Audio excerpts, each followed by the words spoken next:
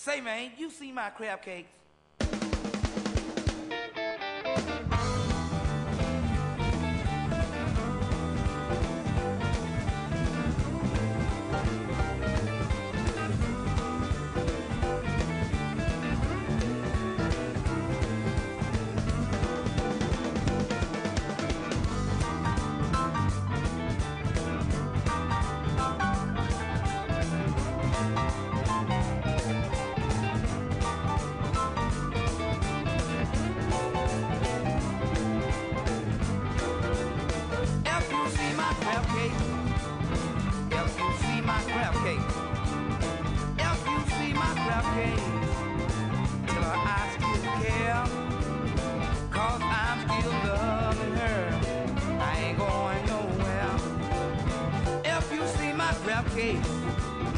Till I'm all alone.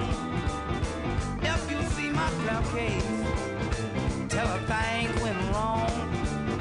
Don't call on the phone and bring a black dog home.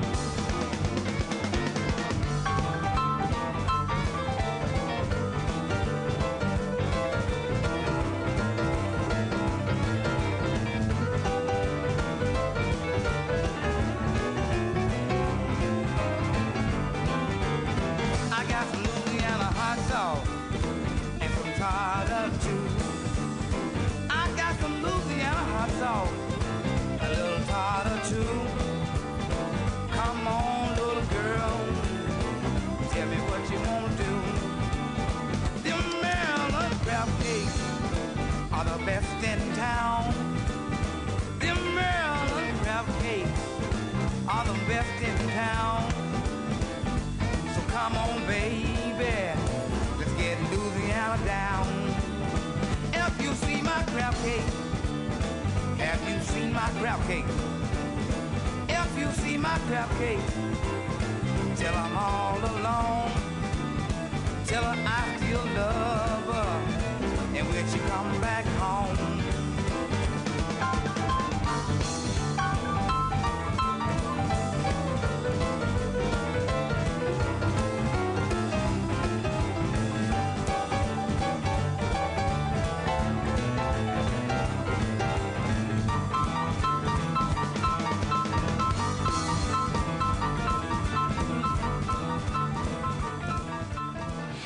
It's now time for Talkin' Boxing with Billy C. It began as a podcast, went live on the net, and transformed into a full-blown empire. Across the web, on Fight Now TV, and on radio stations around the world. It's the only daily boxing talk radio show on the planet, hosted by the only guy with the balls to do it. Many have stepped into the ring. Many have tried to take the belt. And one by one, they've fallen. Another victim of the undisputed heavyweight champion of boxing talk radio. Talkin' Boxing with Billy C. is on now. My style is impetuous, my defense is impregnable, and I'm just ferocious. I want your heart.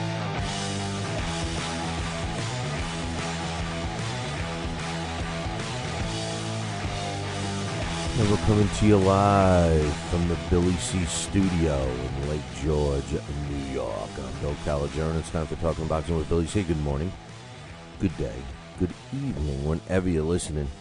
Hope you're doing all right. Give a special shout out to my friends over at WMML. Glad you guys could join us right here in the Lake George area, Glens Falls, Queensbury. Gotta love those guys. You know, they're becoming boxing fans. I mean, we're finally trying to, break through. You know, actually, there's a couple of former fighters that live in the Lake George, Glens Falls area, and I'll tell you something.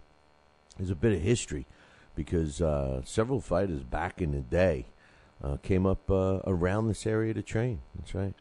You know, rumor has it Max Schmeling came up here at one point. And I remember talking to the owners at the Roaring Brook Ranch, and he told me that Max was there training. So, who knows? I never was able to substantiate that. But anyway, hello, MML. Don't forget the show's being brought to you in part by Cat's Nationwide Luxury Transportation Service. If you're looking for a limo and you're someplace in the United States of America, well, then you need to give my girl, Cat, a call. That's right, 202-351-7496. 202-351-7496. Cat's Nationwide Luxury Transportation Service is the official limo service of this year's Billy C. Boxing Hall of Fame induction weekend, which is scheduled for November 16th, 17th, and 18th, right in South Glens Falls. So especially for all you WMML listeners, drop us an email. You don't want to miss this one, man. What a great class we got going on this year. First of all, everyone from last year is going to be there. All of the inductees will be there. And then this year we got a great class. Check out the website, www.billycboxing.com. That's BillyCBoxing.com. And you'll see a Billy C. Boxing Hall of Fame banner somewhere on the page. There's one on the right, there's one on the left. Click it, it'll take you to the latest news and information. Now, that will be updated as soon as this weekend's International Boxing Hall of Fame is over. We did not want any conflicts there, so stay tuned for some new news on that. And whatever you do, make sure you give my girl Cat a call, 202-351-7496. The show's also being brought to you in part by Campanero and Tomkovich. If you're looking for a lawyer, use the ones that keep my ass out of trouble, and that is Campanero and Tomkovich, 845-221-4099. I don't care if you need a contract drawn up, if you need one looked at, if you got some real estate you're buying or selling, maybe you got a marital problem. Hey, maybe you want to write up a will and leave all your valuables and prized possessions to me, then you need to call Campanero and Tomkovich. Hey, even if you got a criminal thing going on, let Campanero and Tomkovich knock out your legal problem. 845-221-4099. Campanero and Tomkovich, 845-221-4099. And of course, you save one of the best for last. Halftime Bar and Grill, Route 9, South Glens Falls. You heard it right, WMML listeners. South Glens Falls. You've heard of that, right? Come on, man. Put the cigarette and the coffee down and listen. It's in South Glens Falls. Have you checked it out yet? Now, they celebrated their 1-year anniversary a couple of weeks ago, and it's on Route 9. It's in South Glens Falls. Great people always hanging out at the Halftime Bar and Grill. They always have, now get this, WMML listeners, this is a biggie for you guys. I know it is, because they always have drink and food specials. Who doesn't want to save money, especially in the Lake George, Glens Falls, South Glens Falls areas? Come on, man. I live up there. I want to save money.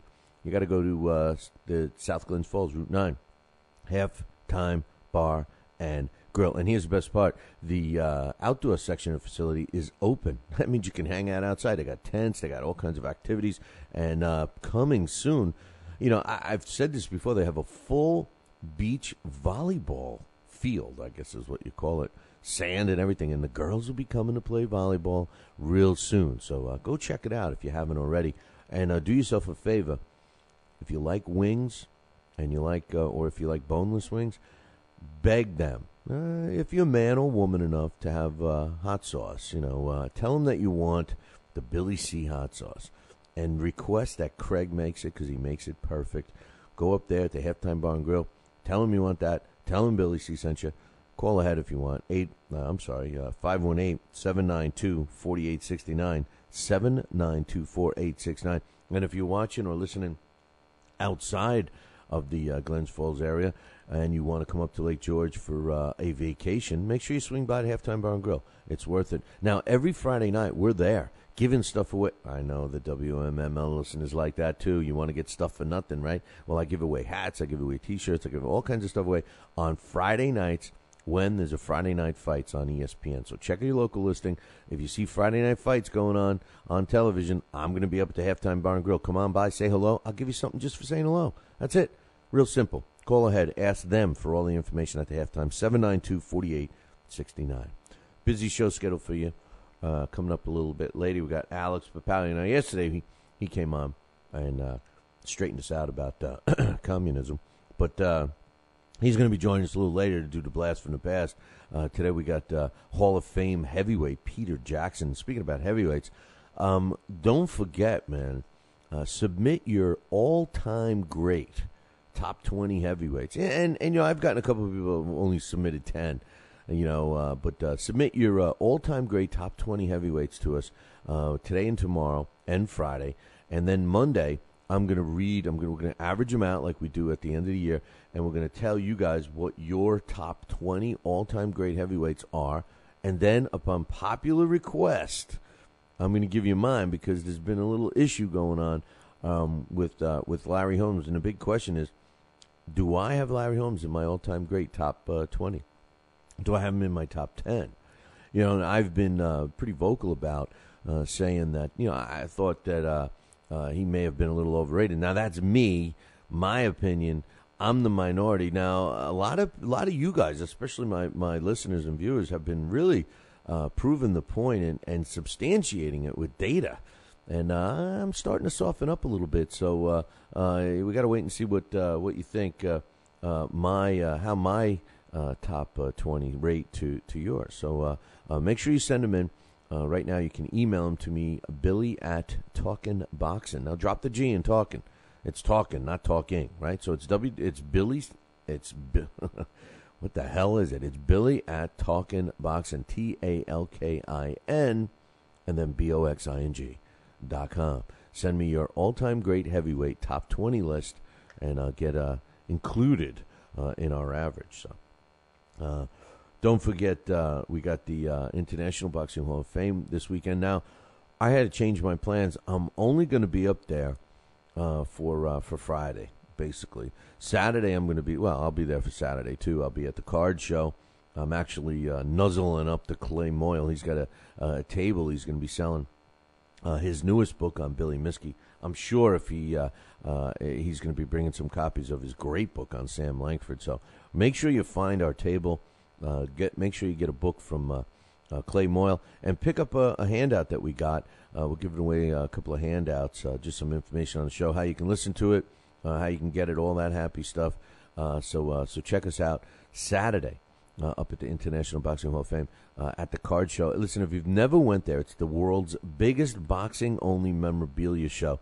And, anything you've ever dreamed about having as far as memorabilia in boxing is at this show. So check it out, man. And if you want to hook up with us, Friday, I'm going to be up at the, you know me. I'm a fat bastard, so I'm going to be at the Sausage and Pepper tent right around 1 p.m. So swing on by. I'm going to be hanging out around that area, stuff in my face. I'll be glad to have you buy me one. I'll be glad to have you get me a drink. Whatever. You want to shower me with gifts, I'll be there for you. And you know what? You don't have to, because I'll be eating on my own. I can't.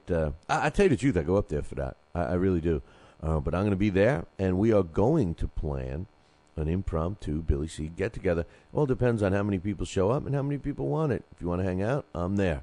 I'm basically going to do whatever you guys want on Friday, and then Saturday I'll be at the card show. Now, don't forget, I got to leave the card show and leave the Hall of Fame. Why? Because we're doing a post-fight show on Fight Now TV, and I'll tell you more about that coming up after 2. If you're in upstate New York and you need a trucking company, then you need Roselli Enterprises. Roselli Enterprises is trucking at its finest. They have it all. Dump trucks, dump trailers, walk-in floors, flatbeds, flowboys, tankers, loaders, and a full line of roll-off containers for any job, big or small. Roselli Enterprises is also the source for all your sand, gravel, and topsoil needs. Visit them on the web at RoselliTrucking.com or call 315-433-5115. That's 315-433-5115 and tell them Billy C sent you. Are you ready, America? Then let's get it on with Fight Now TV. It's time, fight fans. Your channel has arrived. All the fights, all the names, all the action. From world-class boxing events to mixed martial arts showdowns and other combat sports matchups, Fight Now TV delivers the hits and more. Call your television provider and tell them you want to get it on with Fight Now TV. For more details, go to fightnow.com. We've got a great matchup tonight. Fighting out of the left corner is the #1 ranked contender. No, he is not. I'm sorry, but who are you? I am the IDO computer. I am programmed to provide only fair and unbiased boxing rankings. This fighter is the number 15 ranked contender. Fair and unbiased boxing rankings? That's a new concept. Actually, it is not. The IDO has provided unbiased computerized rankings for many years. Well, we've still got a great fight tonight, folks. In the left corner is the number 15 ranked contender. The IBO, the champion of integrity. Learn more at iboboxing.com. Check out BillyCBoxing.com now, or feel the wrath of the mighty mustache. Oh, that hurts. Why are you doing that to my face? I hate you. I hate you. That's BillyCBoxing.com. Consider this your warning. As a young boy, all Billy C. dreamed about was one day having his own catchphrase. And we're back. And we're back. One boy, one dream, one day, everyone will say. And we're back. And we're back. And we're back. And we're back. And we're back. And we're back. Catchphrase coming soon to a theater near you.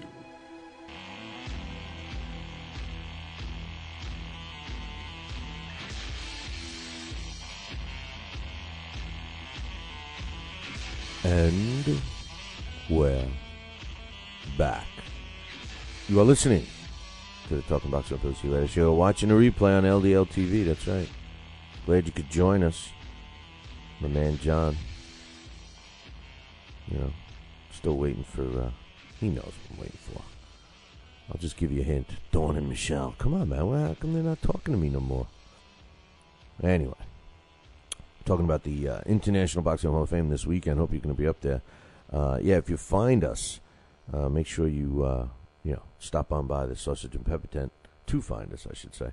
Now, immediately following the Manny Pacquiao and Timothy Bradley fight, as soon as it's over, within 5 minutes of the official announcement of who won the fight, whether it's a decision or by knockout, then tune in. Right here. We're going to be simulcasting it. Now, if you have Fight Now television, if you have the channel, and if you don't, you got to call your local TV provider and tell them that you want it. But if you don't have it, you can get it right here on BillyCBoxing.com. We will be simulcasting.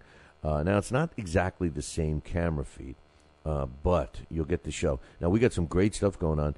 Our very own Tony Treem is going to be ringside for that fight, and we'll be calling him and getting an immediate reaction after the fight. We also got scheduled some other people. Now, Marty Mulcahy, who joins us every Friday, he'll be around, and we'll be getting his thoughts. I'm sure Dax Khan and Alex Papali will be calling in. Iceman Scully should be calling in, but he's going to be up at the Hall of Fame, so he may not. And I also may get Steve Kim on, so we got a lot of stuff cooking for our post-fight show. Manny Pacquiao, Timothy Bradley on Fight Now. So scheduled to join us a little later, I told you, Alex Papali, and also the infamous Joe Santoliquito. Now, programming note, we will not be doing a live show on Friday, but fear not, for all the radio listeners and for all the television viewers, I hope you're watching and not just listening, you will be getting your shows on Friday. But all of the live listeners right now, the internet, and also our premium subscribers, no live show on Friday. So, hey, we got that poll question. If you take a minute and check that out, it's up on BillyCBoxing.com. Where do you think we should be doing our show out of? Right now, we're doing it out of Lake George in the Billy C studio. And we got some other choices. I'll give you the updated numbers right now. Lake George and Las Vegas, neck and neck, 30.8% of you think we should either be in Las Vegas or stay right where the hell we are. 15.4% say New York City or Albuquerque, New Mexico. I love Albuquerque. I'm going to be in Albuquerque next week, actually, for the Holly Holm and Sophie Mathis fight. Now, we're going to be broadcasting that fight live. Stay tuned. Tomorrow I will have exact information about it. We don't know if it, most likely, I'll give you a hint, most likely it's going to be available to everyone on the planet via a webcast. Now, everyone here in the States, you're going to get it for free, from as far as I know. But there is a possibility that European listeners are going to be getting it as a very low pay-per-view. So I'll keep you posted on that, and I'll let you know tomorrow. So make sure you check that one out. What else? Got to do my mailbag, man. Come on, I got some great emails, and I'm going to start off by reading Bjorn. Bjorn says the U.S. Congress recognized the USADA. Now, let me just. This is in response to. I was talking about this last week with Max Montoya from Max Boxing. Oh, I spoke to him on the phone, but it's a big thing now with Golden Boy and everything else. He's been on this case. Now, this is, in case you forgot, this is all talking about the PED use. We all know that Andre Berto got busted, and we also got Lamont, you dummy, Peterson, he got busted.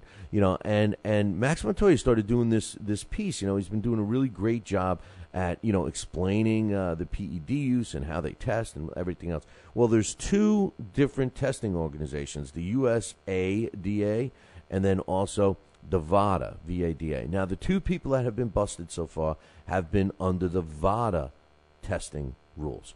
Now, Floyd Mayweather, who's been, leading the pack with all of this steroid testing, Max broke a story last week that basically said that Floyd has been only being tested by the USDA group, and the USDA group does not report the lowest levels of, PEDs in the system. Now, VADA does. They report everything, and that's been the highlight of Max Montoya's pieces, that Andre Berto and Lamont Peterson have both tested like minute amounts of performance-enhancing drugs in their system that many experts say, including Victor Conti, would not make a difference in making you bigger, faster, stronger, whatever. Max Montoya came out with a piece that said that, guess what? Floyd has been using PEDs. Ever since that, Golden Boy flipped out. They launched a threat for a lawsuit, and it's been stagnant ever since. Now, fear not, because Max is going to get to the bottom of it, and we're going to hear the truth. Now, as a result of that show, this is what the email that Bjorn says. He says, the U.S. Congress recognized the USDA as the official anti-doping agency for the Olympic Pan American, and I can't even pronounce this other thing. You know me. I can't even pronounce my own damn name. I got to look at my license. But anyway, in the United States, it's a non-profit, non-governmental agency that was founded in the year 2000. They don't only test; they are charged with educating the athletes. Now, Max told me this personally on the phone. He says both of these agencies actually don't just test for PEDs; they actually explain and educate athletes, which I support. I think that's good. Bjorn goes on to say, I know people think Floyd is all-powerful and everything, but to the USDA, who may do one Floyd fight every 2 years, he's just another athlete. They test all year round every Olympic athlete. I'm sure they couldn't care less about doing a Floyd fight every once in a while. And sure would not risk their integrity on the world stage of the Olympics. Listen, I'm not going to disagree with you, Bjorn, but here's the thing. Why does Floyd get to have them all the time? If they're not showing up, the minimal, the smallest amount of PEDs, why does he get to pick who he wants? I don't understand that. That's my hang-up. They should flip a coin, and, if you want random drug testing or anything else, let it be random. Let the agency that's testing you be random, too. If you have this agency and you have the VADA agency, VADA, then that should be just as random as the tests. And my point is that why is Floyd, picking this agency that does not show and does not report that first level in your system, whereas VADA does? And that was my hang-up. That was my point. So if you're disagreeing with me, I mean, that's cool. I see what you're saying. But my question back to you, Bjorn, is why does Floyd get to pick it? I'm not saying that I never once said that the USADA or the VADA would jeopardize their integrity lying. I never once I said that, and I don't think anybody else is accusing anyone of lying. But my hang-up is, why does this guy get special treatment? He's getting special treatment in the slammer. He's getting special treatment with the drug test. If this is a guy who, it really looks like the golden boy, no pun intended, but looks like the golden child, if you want to use a different word, to, clean up the sport, well, then, damn it, he better not be cheating. What happens if it does turn out that they prove that he himself is cheating? My hang-up with the random test with these athletes was that, I just felt that the criteria was not explained to the athlete yet. It's such a new thing, and all these guys that are getting busted, so to speak, especially Andre Berto. I mean, Lamont, he admitted being on testosterone for the first fight, which caused a bunch of problems for him. But as far as Andre Berto, he was like, "Oh, I never took anything. I'll test," and all of a sudden he tests positive. He's like, "Huh? What?" And like Victor Conte explained, these packaging companies that are actually packaging, nutrients and other vitamin supplements and what have you, are the same ones that may be packaging, performance-enhancing drugs, and trace elements of that PED would be showing up under the USADA test and not being reported, and then shows up on the VADA test and is reported, so it gives the illusion that one is clean and one is not. So that was the only hang-up, and I think that was the basis on Max Montoya's article too. So keep that in mind. But I appreciate the email on that one. The next email is from James Keister. James Keister says, "All right, just to fill you in on this one. This was this one's about the Freddie Roach thing. Listen, I just think that Freddie Roach." It wants it. He obviously wants to be part of the NBC Sports Network. I just felt that it was uncool, all right? Uncool of the NBC Sports Network sticking him on front stage. The guy, like I said yesterday, I just think that they should give him a special headset, a special mic, so that we can hear him and understand him. It's very hard to understand him. I'm old, I'm hard to hear. Huh? What? I'm hard to hear, and when Freddie's mumbling, stumbling, and jumbling, what's he saying? And the guy is so knowledgeable, and I want to hear what he's saying. I think that personally, I think they're using him for their own gain. But anyway, Jimmy says, I hear you. It's a socially wonky topic. James, are you from the UK? Wonky sounds like a UK thing. That's like I got the UK guys in the chat room, and they're always saying things like wonkers and wonky. I don't even know. The only thing I know about wonky is like Willy Wonka. It's like the chocolate guy. But anyway, he says, don't you find it bizarre, though, that NBC can use him like that? Here's a guy who trains winner after winner, a guy who can work for almost any boxer he wanted and write his own ticket, and they have him up there mumbling in ill-fitting suits. He's right. James is right. The suits aren't fitting him, man. What's up? I just don't think he cares. I mean, he's the kind of guy that, he'll have like a piece of broccoli on his face or something on his tooth, and nobody will say anything to him. It's like, Freddie, man, you got a chunk of broccoli in your tooth, But anyway, he says he's up there mumbling in inflating suits. He can't need the money that bad, can he? No, man. Freddie doesn't need the money, Jimmy. He doesn't need the money. He's doing very well, as a matter of fact. The guy knows his you-know-what. And I like I was saying earlier, I really think that he wants to be there as much as NBC wants him there to use his name. My hang-up with them, I like the job that the NBC Sports Network is doing. I personally think they're going to take over ESPN. I'm sick of ESPN kicking boxing to the back burner. You got to have a navigation system to find their boxing page on the website. So, I'm real sick of them. Plus, they have Friday night fights. Sometimes, sometimes it's on Saturday. Sometimes they don't even have it. They had the History Bee last week instead. So I think NBC is going to step in and take over a regular Friday night fights thing. And I hate BJ Flores as a fighter. I think he's a fraud. But as a ringside analyst or color guy, whatever you want to call him, I think he does a great job. But you know what? I think he needs to develop his own thing. You know, as much as I'm critical of Teddy Atlas at times, you know, that little thing with here's how you got to fight and win with him and Saul, showing you, the keys to victory, so to speak, where they're demonstrated in a ring or whatever on the beach. That's his gig, man. And I think that was a blatant robbery by NBC Sports to have BJ Flores with his gloves on, looking like a fool. I just think he should come up with his own stuff. Hey, hold that thought. I got a couple more emails from the mailbag. Why can't I get that straight? But I got a couple more emails in our mailbag coming up in about 2. Are you ready, America? Then let's get it on with Fight Now TV. It's time, fight fans. Your channel has arrived. All the fights, all the names, all the action.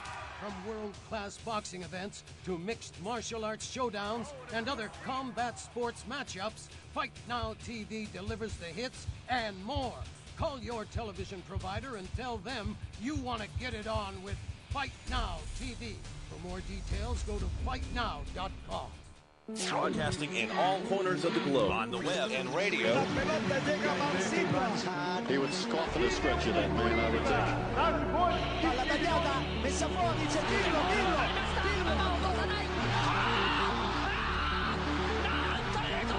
You're listening to Talkin' Boxing with Billy C. From upstate New York in the good old US of A. Boxing is here to stay because we are here to stay. The best 2 hours of boxing talk on the airwaves. Hey, fight fans, check out KOFantasyBoxing.com. KO Fantasy Boxing is boxing's only trademarked fantasy game.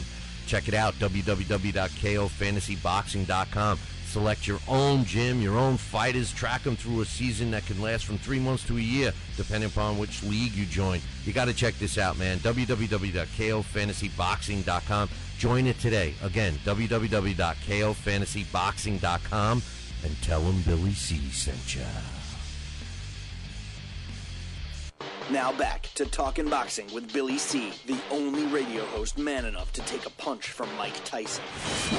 Wait a minute, man. Hold on there. Jeremy, man, I need you to take this one, all right? Wait, what? No way. I can't do this. Need I remind you I'm Billy C, damn it? Now put on that mustache and get in there. Hey, look at me. I'm Billy C. Crap.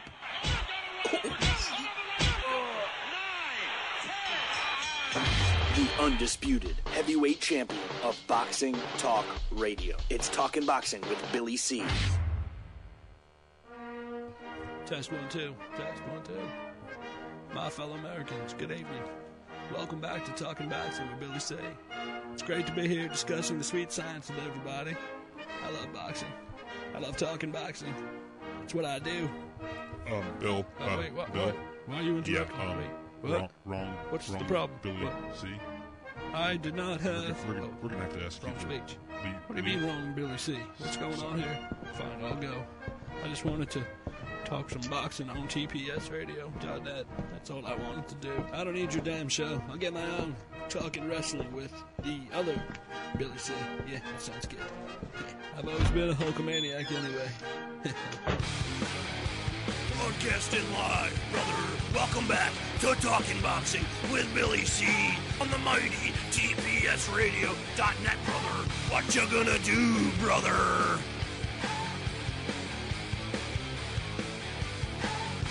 And we're back. You're listening to the Talking Boxing with Billy C radio show. You're watching us on the Fight Now television channel. I want to welcome the Fight Now audience just joining us. And if you don't have Fight Now on your sports channel lineup, what the hell are you waiting for? Call your local television provider. Well, what did I take, a stumbling, bumbling pill today?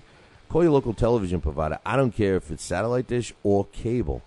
And tell them that you want the Fight Now channel added to your sports channel lineup. For all the information about Fight Now, check out their website, www.fightnow.com. And speaking of Fight Now, we got the post-fight show coming on exclusively on Fight Now, immediately following the Manny Pacquiao-Timothy Bradley fight on Saturday night. So as soon as the fight's over and you're dying to talk about it, we want you to come on, because we're going to open up the chat room. You got to go into our chat room, okay? You got to go into the BillyCBoxing.com chat room and talk with everybody else. We'll have a bunch of people in there. We'll get your thoughts and comments. We'll talk about it on the show, and we'll open up the phone lines and get your thoughts live. Because, let's face it, man, it's going to be like 1 o'clock in the morning here in New York anyway.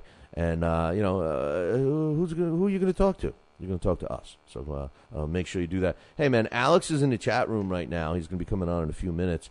What would I do without Alex, keeping me straight, man? I mean, here I am talking about Max Boxing and I'm saying Gabe Montoya. And Max, and he's telling me Max. He's telling me his name isn't even Gabe; it's Max. Are you sure about that? I think maybe I was just talking to him. I'm pretty sure it's Gabe Montoya. You should check on that, man. You should check. Yeah, it's Gabe, man. Okay, all right. He's sitting there. He's playing dirty tricks on me, man, is what he's doing. He's an evil guy, this Alex. He tries to be like a nice guy, but he's not. But anyway, let me can I finish this, Alex? You're going to be coming on in a couple of minutes, man. So I got a couple of emails from Bigaback. Bigaback says, here's the list to blame for boxing. And this was, we were talking about this yesterday.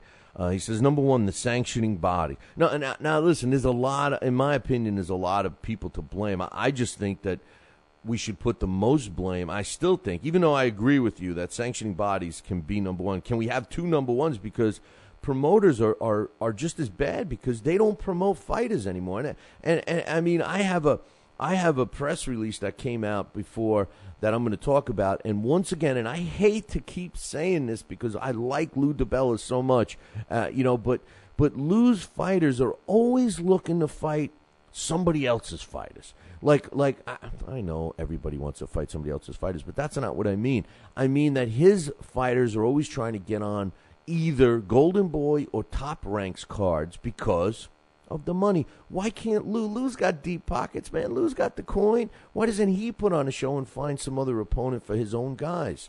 That's my hang-up. We have too many promoters that, try to position their fighters in title shots on either Golden Boy or Top Rank cards. It used to be Don King, but, we all know what's going on with him. But anyway, according to Bigaback, he thinks that the first people to blame is sanctioning bodies for the obvious reasons, and then he says promoters for their greed. How can you have sanctioning bodies number one and promoters also number one? So he's kind of, all right, well, I guess I agree with you, number one then. He says number two, it's the commentator. You talking about me, man? The commentators for being overly negative and influencing others to be negative.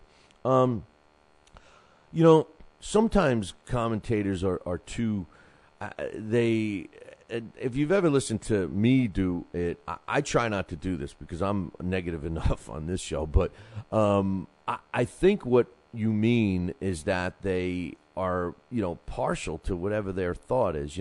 My big hang-up with some of the commentators, especially the HBO guys, is that they base their commentating on the punch stats.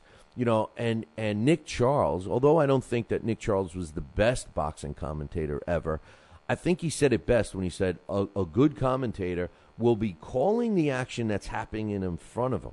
The people today, it's not like we're calling it on radio. We don't have to describe the action to the viewers. They're watching the same thing we're watching. So what they're looking for is some commentating on it. Jim Lampley has become very proficient in waiting for the stats to come out, and then he bases his commentating on those stats, which I disagree with, number one. And number two, half the time I don't even agree with the stats. You know how I feel about CompuBox. I think that the people that are keeping track of those don't know a left hook from a fish hook, but that's my opinion. So that's number two for commentators. Number three, there's so many divisions, which only helps the sanctioning bodies and nothing else. There should only be 8. I agree. And he says number 4, for limiting exposure. He says limited exposure for the fighters. I can't. You got some good points. So that's his top 4 reasons why boxing's being hurt. And I'm not so sure it is. We're all talking about how bad it is and everything else, but man, hey, there's enough stuff going on about it. It's We're closer to the worldwide boxing. I think that what people talk, boxing's not like as popular as it was. They're just referring to the United States, man, because everywhere else it's fine, you know. So we can't just be stuck here in the States. But anyway, Bigback says 3 commentators are too much. They distract a lot and try hard to get their airtime. I don't disagree with that. Bernstein will never be that negative because he was an amateur boxer and respects boxers. Also, Foreman and Leonard. Larry's a jealous, senile. Larry, I think his time has come and gone. I think Jim Lampley's time has come and gone. Foreman, I don't know, man. Foreman was okay. Sugar Ray Leonard was okay. I don't mind 3 if as long as one's name isn't Jim Gray. I can't stand Jim Gray. But I think what they try to do is they try to have a boxer's perspective in there, and then you got to, work on those fighters, like Roy Jones Jr. has a tendency to talk about some guy named Roy Jones Jr., and sometimes Sugar Ray Leonard used to refer to himself a lot. George Foreman was selling his grills all the time. So, I don't know. I actually like Antonio Tarver. I think he does a great job. I thought Lennox Lewis did a good job.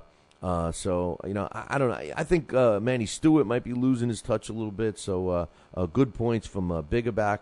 Agree with most of you on that one. And Castle Hill Gill says, Billy, first of all, great show. Second, the name is Castle Hill Gill, just so you don't mess it up on the air. Come on, man. Who murders more names? I mean, I got that one. That one's okay, man. I could get it. It's all these, Russian names and names with every letter of the alphabet in them that I have a tough time with. But Castle Hill Gill, gotcha, bro. He says, talking boxing every single day for 2 hours, day in, day out, not an easy task, yet it's certainly needed. Thank you for putting it together. Hey, man, I appreciate it. I love getting getting patted on the back, man. He says, now for my question. Oh, so there's actually more, huh? He says, it's a simple one. How do you see the Bradley and Pacquiao fight playing out? I got a feeling that Bradley pulls the upset this weekend unless Pacquiao catches him early. Also, what do you think about Haye and Chisora? First of all, as far as Pacquiao Bradley, a lot of people are picking Bradley in an upset. I don't see it happening. I love Timothy Bradley, but I don't see it happening. Now, I was just talking to Scotty Krause, who will be back next week, as a matter of fact. I was talking to Scotty Krause the other day, and he believes, unlike most, that this is going to be an easy win for Pacquiao.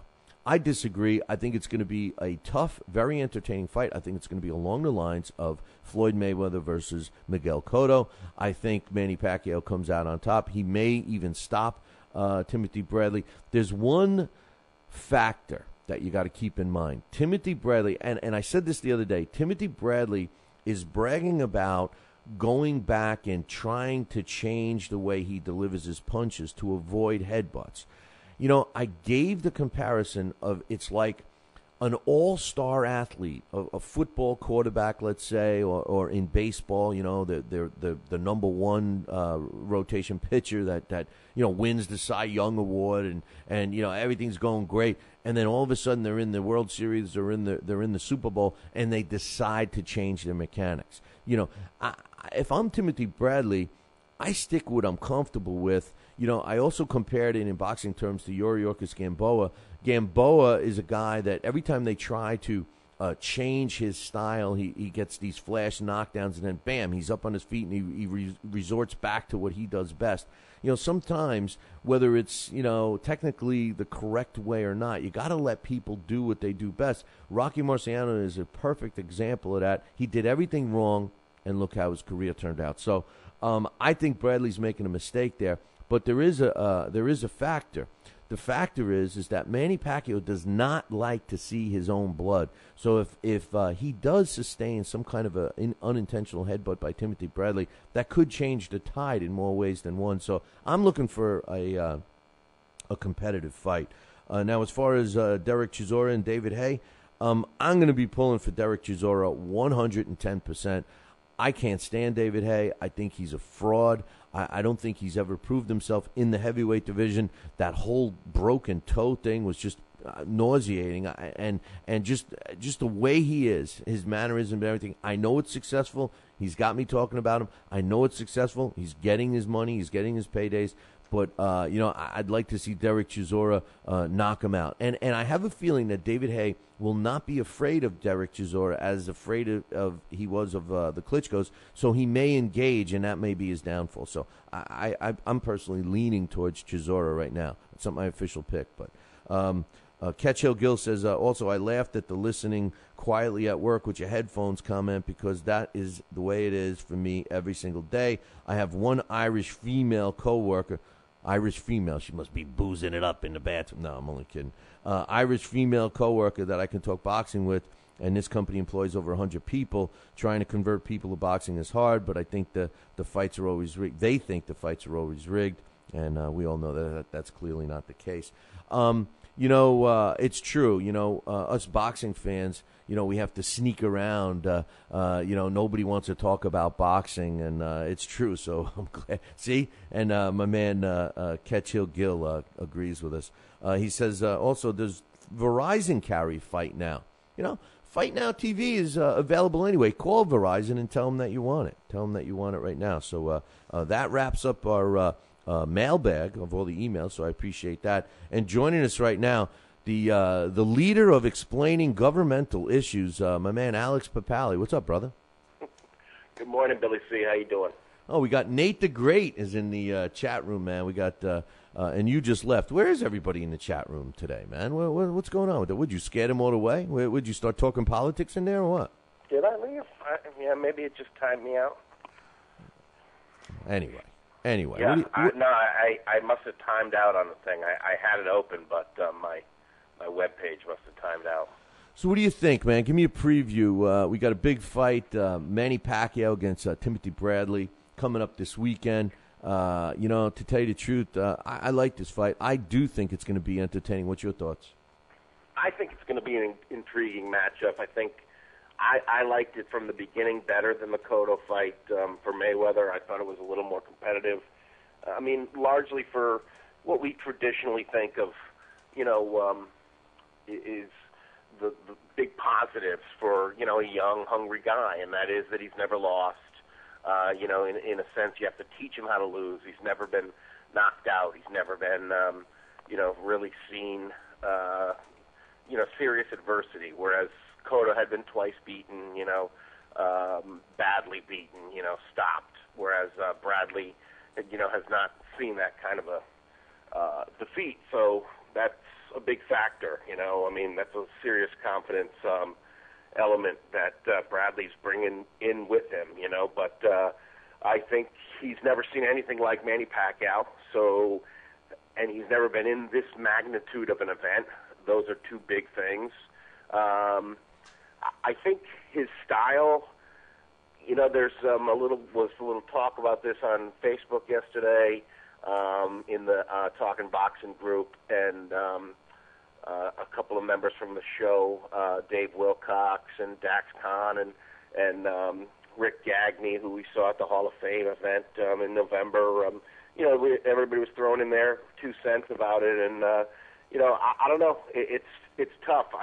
I think when you think back to Manny's career, one of his fights that was real rough and there was a lot of headbutts and, Manny was bleeding a lot was when he fought Agapito Sanchez. If Bradley is coming in there and using his head like everybody assumes he's going to, and Manny gets cut, what happens, This Pacquiao is not as bold as he was when he fought Agapito Sanchez. And if you go back and watch that fight, he was kind of spooked out seeing that much of his own blood. At this stage of his career as a politician, that might spook him out even more. I don't know. I think that's the big unknown factor. But I think otherwise, I think what Scott Krause suggested, and I think what Dave Wilcox is saying, is that Bradley comes straight ahead, and the thing that's the fighter that's most reminiscent of is Ricky Hatton, and look how Ricky Hatton did against Manny Pacquiao. So I think it's possible we might see a quick night. But again, headbutts could make it very interesting because of what you get when you get a southpaw versus an orthodox guy, and a guy like Bradley who already has a bit of a reputation for using his noggin.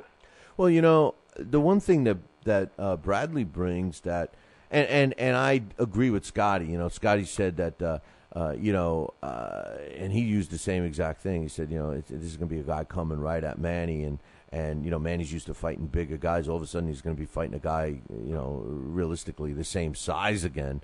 And last time he did that was Ricky Hatton. And he thinks it's going to end quick. But the difference between Ricky Hatton... Now, I love Ricky Hatton. Ricky Hatton was one of my favorite fighters. But I think Timothy Bradley is more refined of a fighter, number one. And number two, he's got more hand speed. Is that going to pose a problem for Manny? I think it certainly could. I would agree. I think Bradley is a little more multidimensional than Hatton was, where Hatton is rough and has to sort of get a hold of you and then start working you. Bradley doesn't necessarily need to get quite that close. He can kind of close the distance quickly behind, some athletic, some footwork and some long punches. Whereas, Hatton is kind of needs more of that mugging style, needs to get close to you.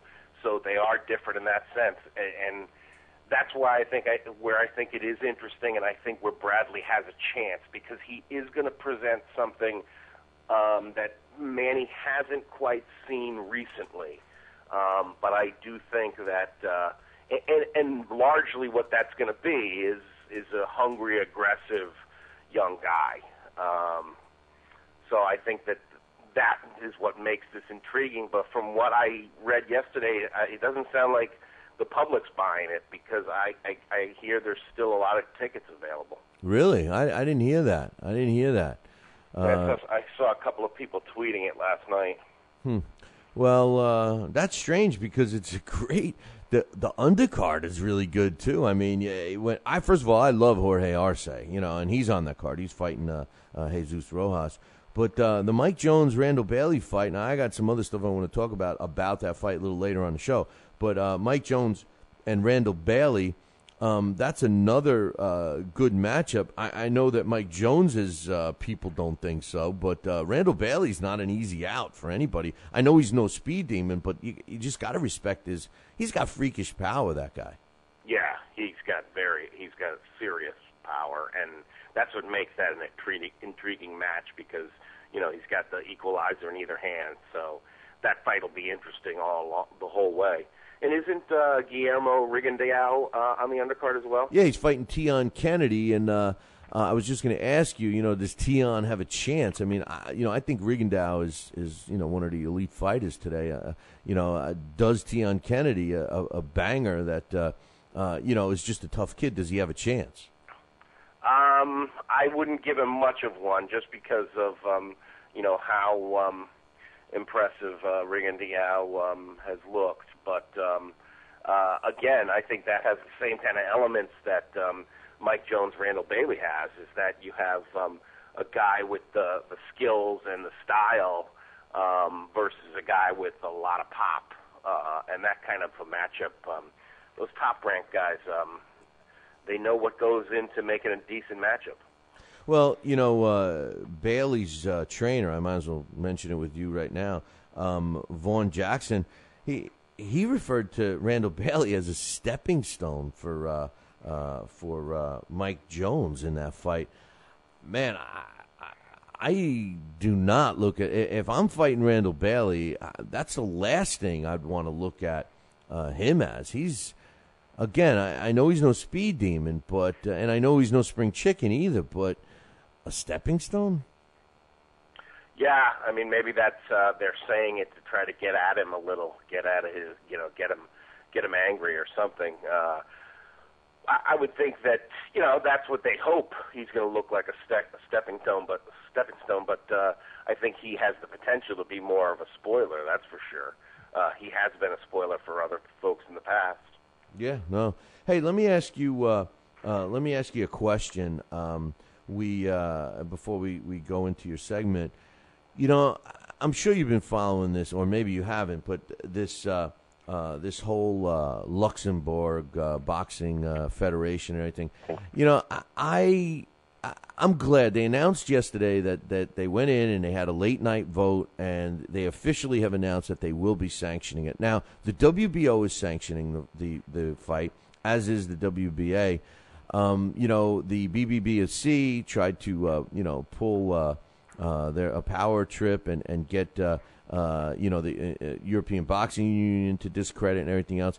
I understand their reasoning and everything, but what's your thoughts on trying to prevent this fight? I mean, putting aside the antics and what took place in that Klitschko-Chisora post-fight press conference with both Haye and Chisora, isn't it a fight that the heavyweight division kind of needs?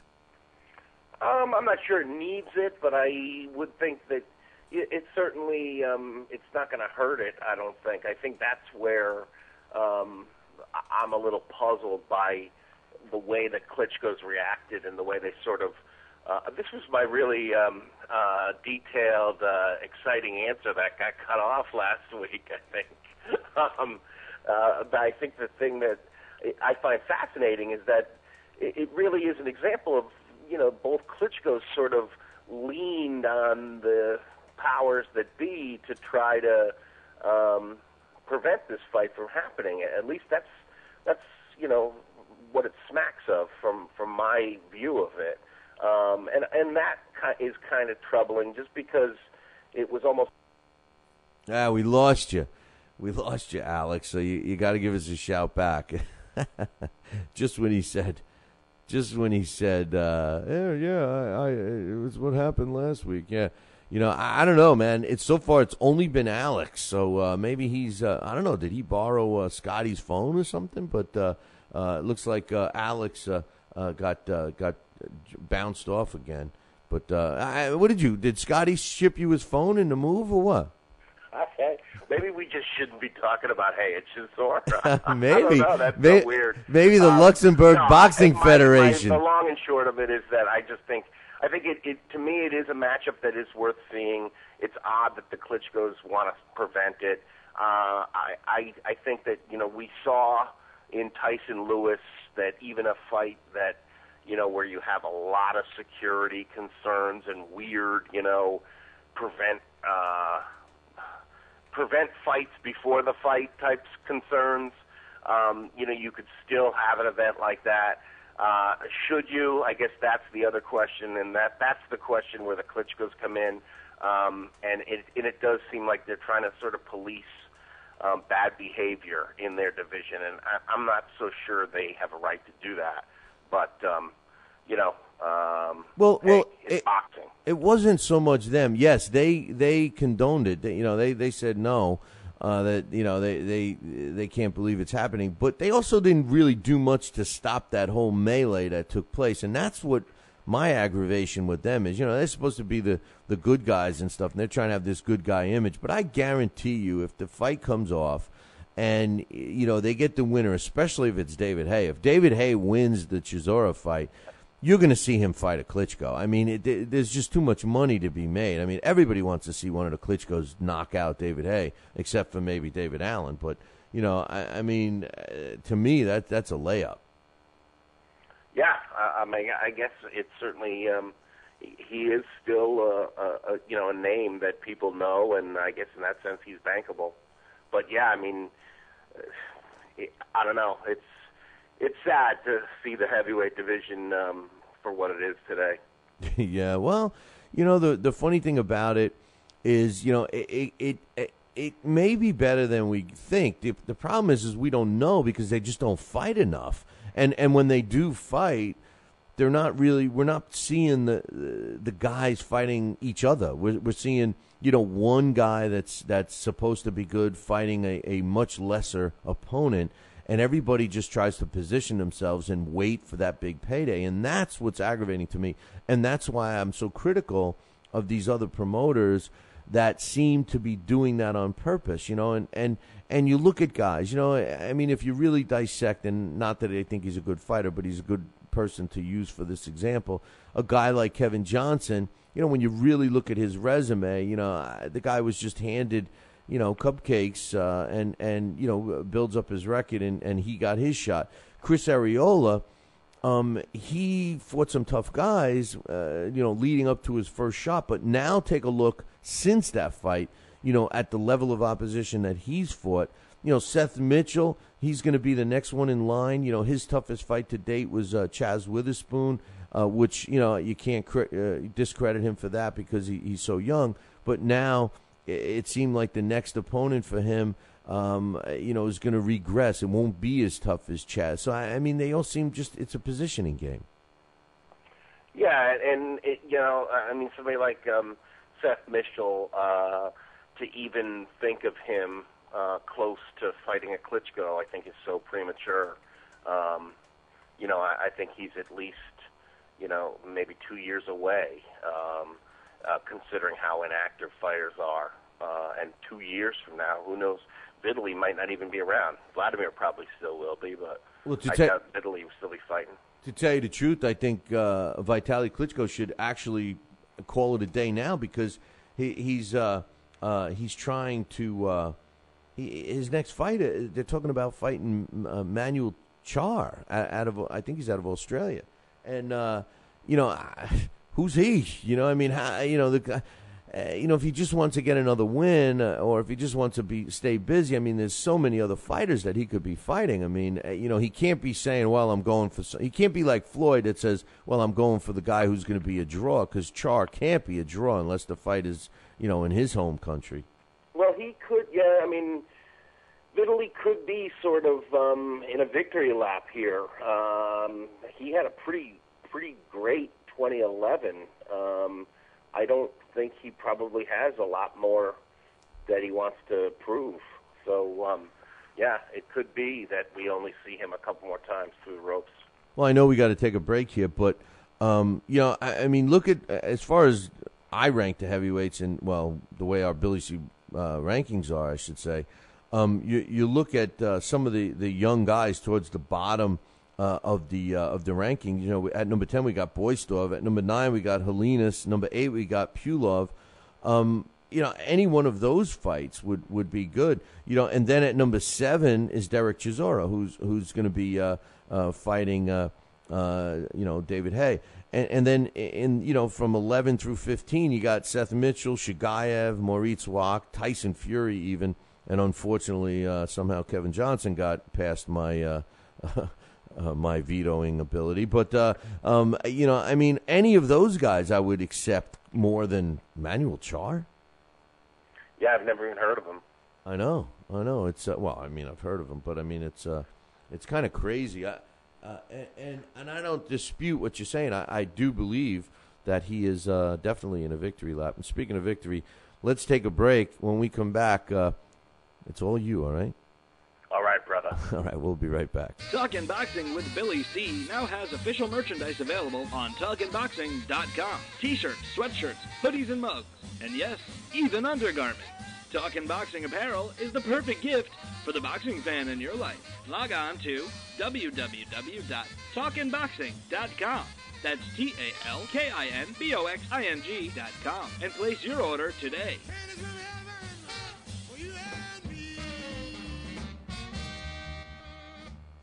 Join us here for 2 hours as Billy and the gang do what they do best. Every time I start talking about boxing, a white man got to pull Rocky Marciano out their ass. Rocky Marciano was good, but compared to Joe Louis, Rocky Marciano ain't... Hit Joe Louis's ass. Joe Louis was 75 years old when he fought. Huh? What? We're supposed to be talking boxing. It's Talking Boxing with Billy C. As Billy C. sits here in the multi-million-dollar Talkin' Boxing Studios, sipping a fine wine before you're even out of bed, you should be thinking, damn, I wish I had a mustache like his. It's the Talkin' Boxing with Billy C. show. He's Billy C., and you're not. Sucks to be you. Now let's dig into our archives and hear a rare interview when Billy C. first became the champion of boxing talk radio. Hello, Billy C. As the new champ, can we ask you a few questions? Why, certainly. Whoa! Okay, your fans would like to know how you and your corner have successfully walloped the competition. We're not ordinary people. We're morons. Anything else? I'm a victim of circumstance. Did your success finally come when you made the show 5 days a week for 2 hours? What do you think? I'm trying to think, but nothing happens.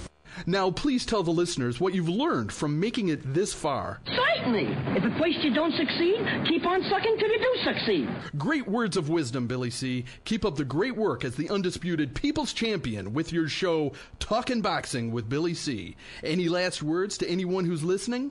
This is your fault, you bonehead.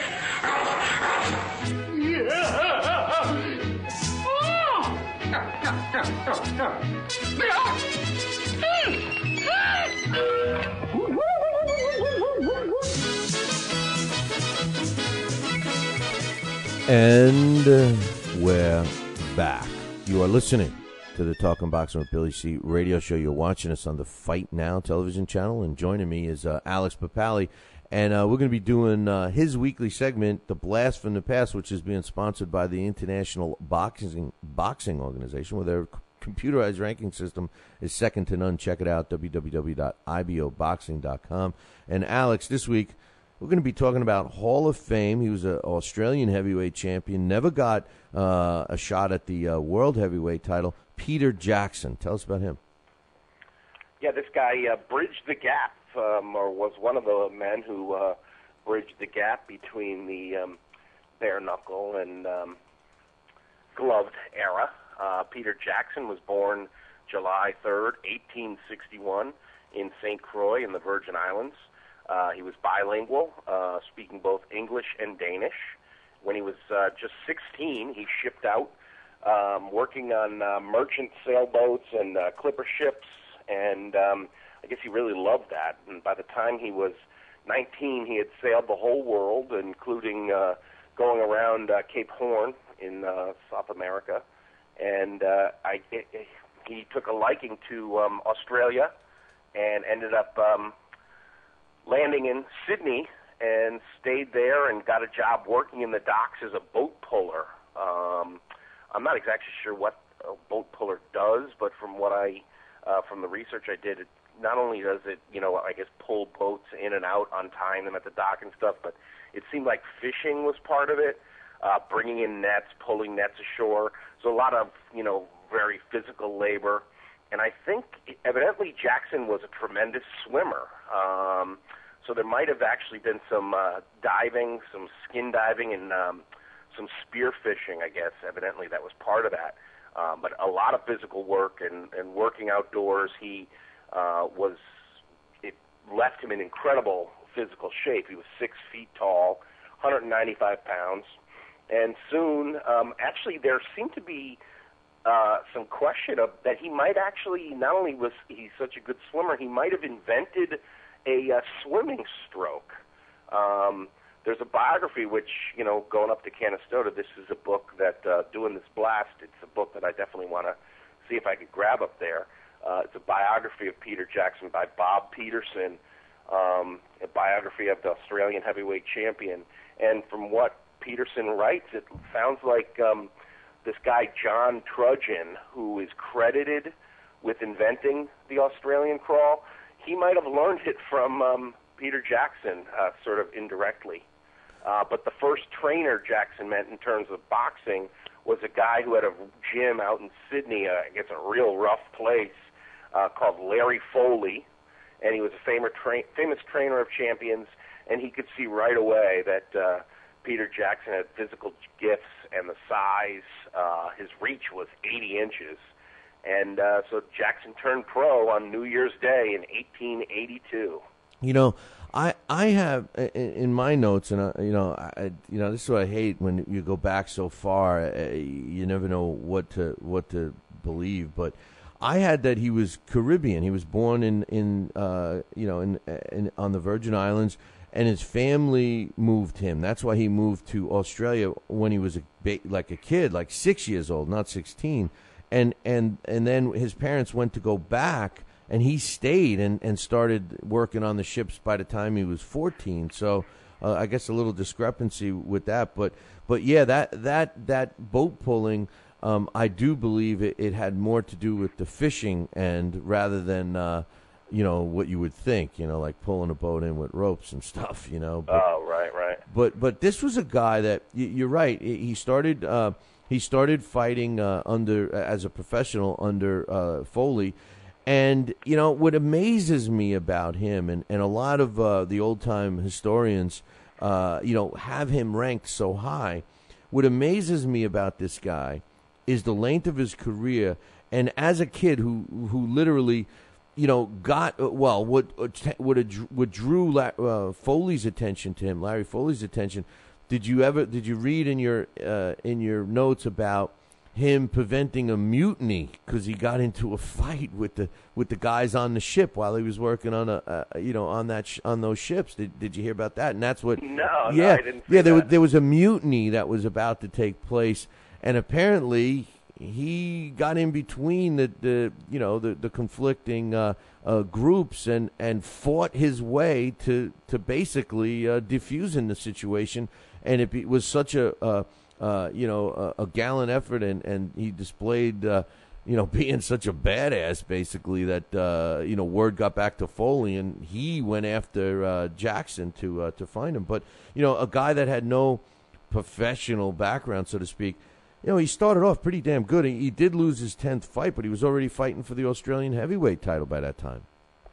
Yeah, he really, this was another situation where you had a guy who, just like when we talked about John L. Sullivan, when he faced Jim Corbett, it was almost like the old style meeting the new, and the old style just couldn't handle the new, and that's sort of what Peter Jackson. I'm sorry, Peter Jackson definitely had that.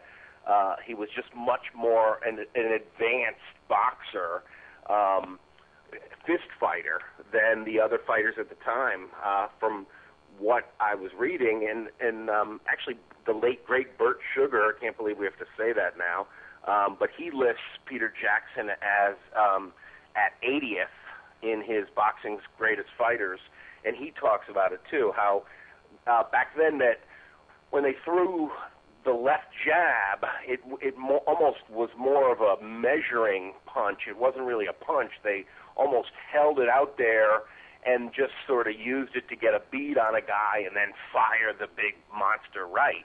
Well, Peter Jackson used it as a punch, and he would stick the left jab out and follow it right behind it with the right hand. And that 1-2, 1-2, that was something that guys had just not seen that before. And it really seemed to be the undoing of lots and lots of opponents. And couple that with his size and also his fleet-footed style. And yeah, he was just worlds ahead of a lot of the bruisers that he was facing.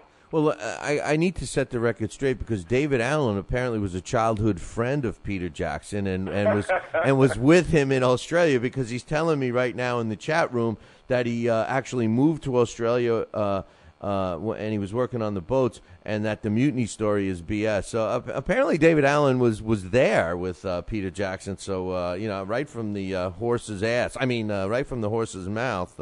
We're hearing that. But it's always fascinating to see, what kind of tall tales come up about these guys. That mutiny one is fascinating because, in a mutiny, that's got to be a pretty scary situation. You're out there, in the middle of the drink, and if you lose a mutiny, you usually have your throat slit and you're tossed overboard. So for him to diffuse that kind of anger, that's pretty impressive if it is true. Yeah, well, he not only is he credited for the 1-2, he also, I believe, is credited for inventing the heart punch as well.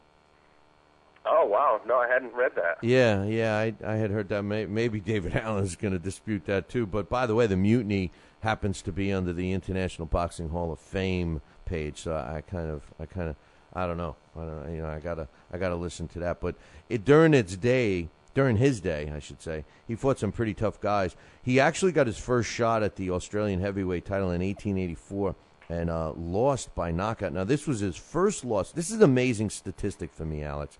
It was his 10th professional fight. His first loss, he was knocked out. The next time he was knocked out was in his second-to-last fight against James Jeffries, no slouch, right? And he had already contracted tuberculosis, and it was in it was almost what was it? 14 years later. The guy had that's amazing. And that was his. That not only was his first loss since the very first one of his career, it was also the first knockout loss. But he lost to Farna for his first shot at the Australian title. He fought Farna again to a draw, and a bunch of fights later, he finally got a shot. I love the statistics on this. He knocks out Tom Lees, and I guess a fight to the finish, TKO round 30. Don't you love that stuff? Yeah, I know it. Yeah, he's fought a lot of those, double-digit bouts. He fought a 61-rounder with Jim Corbett that wasn't exactly the most thrilling bout, but still 61 rounds, and it was Marquis of Queensberry rules. One of the things that I found that I thought was an interesting detail, considering anybody who, grew up in the Tyson age might get a kick out of this. In July of 1889, Peter Jackson fought a guy named Tom Lynch, and that fight ended in a DQ after Lynch bit him.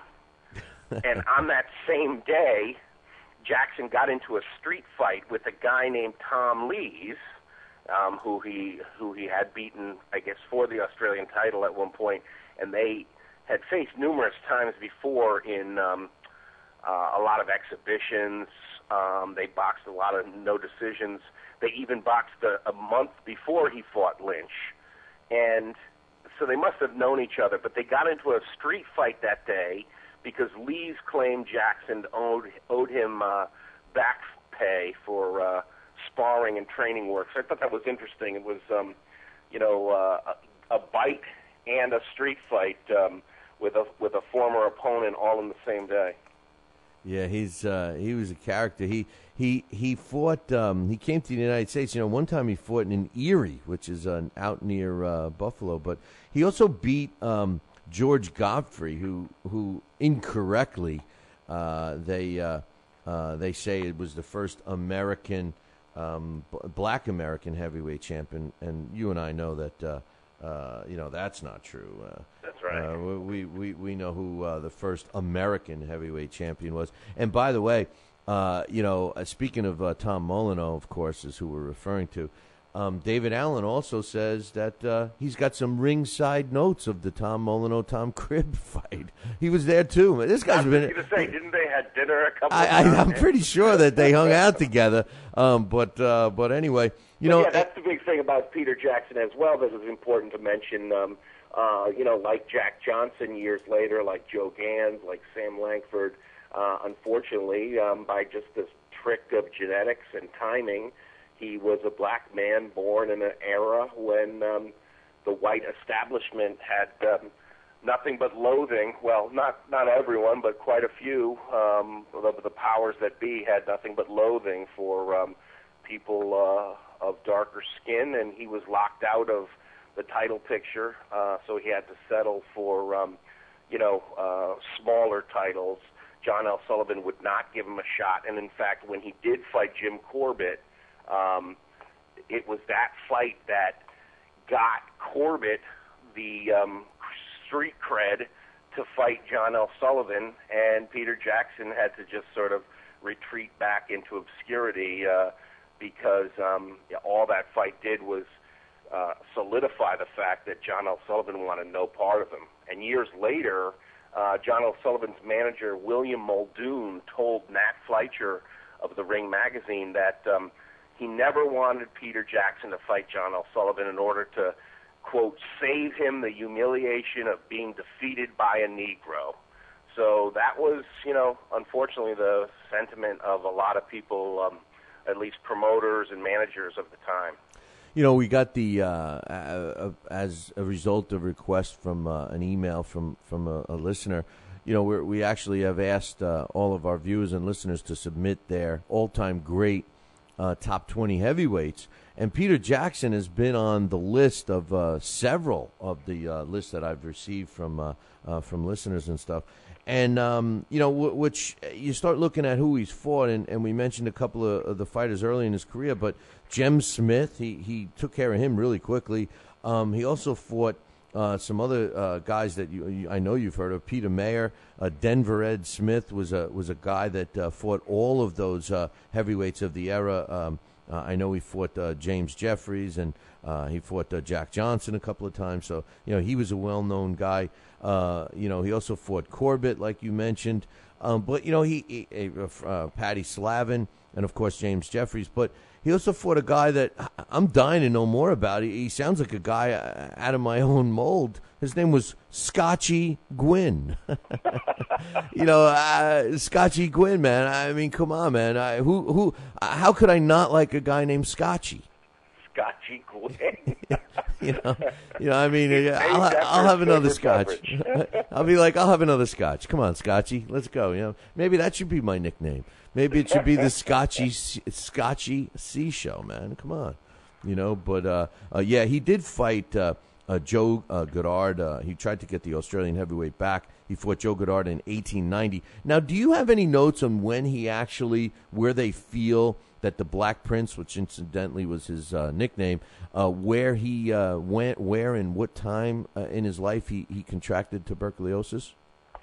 No, but it did seem, like you said, that his last couple of bouts, he seemed to be suffering the effects. So, yeah, it was, definitely towards the end that he had it for a while. It wasn't tuberculosis. I think it doesn't kill you quickly. It is one of those debilitating. You can walk around with it for a while, and it sort of eats you up. Well, like I said earlier, he started his career in 1882. His first loss came 10 fights later, which was 2 years later, in 1884. The guy went on to fight 14 more years, fighting the best that was available, and didn't lose. He didn't lose again in 14 years until he fought James Jeffries on March 22nd in 1898. He not only lost, but he was stopped in 3 rounds in that fight. And notes I had was that he had already been aging, was already an aging fighter, and had already started to become ill. And he followed that fight about 6 months later against Jim Jeffrods, or Jeffrods or whatever. Me. I was wondering who that guy was. Yeah. His name was so similar to Jeffries, but it's clearly not. It's clearly a different person. Well, he walked away from boxing after that. He was stopped in the 4th round. He died at 40 years old. And, I mean, we look at some of these great fighters and their pedigree, their resume, so to speak, and that was a young man still, at least by today's standards. Yeah, he certainly was. And one thing that I think was also interesting was that he had traveled a lot with an acting company, and Joe Chewinski was also part of the production where they would actually box exhibitions and do a dramatic, like a play of Harriet Beecher Stowe's novel Uncle Tom's Cabin. And, at the time, that novel was, a lot of people, looking back, that novel really did sort of start the movement of, abolishing slavery. However, as the years have gone by, an Uncle Tom has certainly come to mean something else. So it's sort of interesting to think how Peter Jackson, came in to this country fighting, looking for opponents, and, people were too afraid to fight him and drawing the color line. And then as he sort of fades out into obscurity, he portrays Uncle Tom in the play. It was sort of a sad, dramatic twist. I didn't realize that. For some reason, I thought that book came out, that story came out later. I didn't realize it had been around that long. But anyway, Peter Jackson, Hall of Fame fighter. He passed away on July 13th in 1901. He was about 40 years old. His career record, amazing, 46 wins. Now, there is a couple of discrepancy with the amount of losses. One source I saw says he has 4 losses. The one I'm going to quote here says 3. So I have him down as 46 wins, 30 coming by knockout, 3 losses. Unfortunately, all 3 of those losses in my records show that he was stopped. He had 3 draws, 45 no decisions, and what else can you say about this guy? I mean, a great fighter that never got a shot, just like you said, because of the color of his skin. Yeah, and these are the guys that I really, really wish, we could see some footage, because like that Peter Jackson versus George Godfrey fight, like you said, they had George Godfrey, who was the great black American, and meeting the great Australian guy, and what was that clash like? Because again, Godfrey had the older style that was more similar to John L. Sullivan, while Peter Jackson was bringing in this new style that was more characteristic of what Corbett would be bringing into the heavyweight division. So that fight there, I think, would have been a fascinating one to, if only the iPhones back in the 1880s, 1890s. I know, and it's funny because I remember getting an email, and I forget who it was from, but I was talking about Tom Molyneux on a show, and I get an email from a listener that says, "Hey, is there any YouTube clips of him?" It's a generation that just has been alive. Just the computer age. There was always a computer in their life, and it's sad that I'm so old, because I started, when I started in the computer business, there was no such thing as PCs yet. So I mean, it's scary to think that most people that are listening to the show and watching the show and stuff like that are old or young enough to where they've never been alive without a computer, or they've never had to actually get up and turn the knob to change the channel, or it's crazy. Yeah, we used to, you have to go up to the TV and press the button to change the channel. That's unheard of. Yeah, this is fresh out of the chat room. David Allen says that he does have some footage of Tom Molyneux that he filmed on his camera. So, David Allen. I think it was just about, maybe it was last week or the week before, that the guy who invented the. My family, we always called it the ping ping, the remote control, Yeah. The ping, that's what we called it. My grandmother, I think, probably started it, because they were the first one who had a remote control TV, and they would call that a ping ping, or a garage door opener, a ping ping. It's it's a button with, it's a little device with buttons on it. How about ping ping? How about the first video game? You remember Pong? Yeah. Could you imagine trying to get a kid today with the graphics that they have on these games that looks like movies to play Pong? And I remember playing Pong on a black and white television and having with everyone in the room just captivated. But it was like, it's my turn. It's like, come on, man. I mean, how exciting was Pong? And now, and if anybody doesn't know what it was, all it was a very slow moving ball that you could speed up as you got better, and you just had like a thing that you could move up and down to block the ball from getting past you. That was it. That was the game. But anyway, Alex, great job. Talk about blast from the past. Yeah. Pong. Yeah. And who knows what David Allen was doing in those times. But hey, man, I'll be seeing you Friday up at the Sausage and Pepper tent, right? Yep, looking forward to it. All right, brother. We'll talk to you then. My favorite weekend of the year. All right, brother. I'll talk to you later. Take care. Ciao. That's Alex Papali doing our blast from the past. Peter Jackson, heavyweight Hall of Famer, and he's on several of our all-time great top 20 heavyweights. And if you haven't put yours together yet, what are you waiting for, man? Email me, Billy at TalkinBoxing, TalkinBoxing.com. Your all-time great top 20 heavyweights.